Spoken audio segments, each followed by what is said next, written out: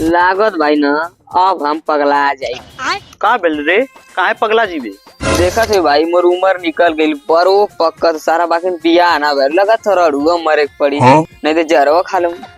काहे मरबे? एक बार अपने बाप से बात की ले। Good question. नहीं भाई अभी तो बात ना कही नहीं। अच्छा जो तब अपने बाबूजी से बात कर। तू ठीक है भाई चल सतवा तू बात कर लिए। चल अगर आज ना बिया के बात है तो मैं सही काट के मर जाऊं नहीं तो जहर खा के मर जाऊं। नहीं जहर मत पिए और नटई भी मत कटिए। लेकिन एक सेकंड। अरे हट अरे बाबूजी बोला बेटा बतिया कर भाई। तो बतिया कर। कर सारे तो कर सारे अच्छा ठीक है मैं करती। कर चाचा अपने लेखवा का शादी कर बा मरे कथ। बोलो भैरू जी महाराज की जय हो। रड़ुआ मर जिम चली बाकी बिया ना कर सारा यार आधा जिंदगी रही तो बहुत बिया हुई। अबे साले तारो वही करवा बेटा।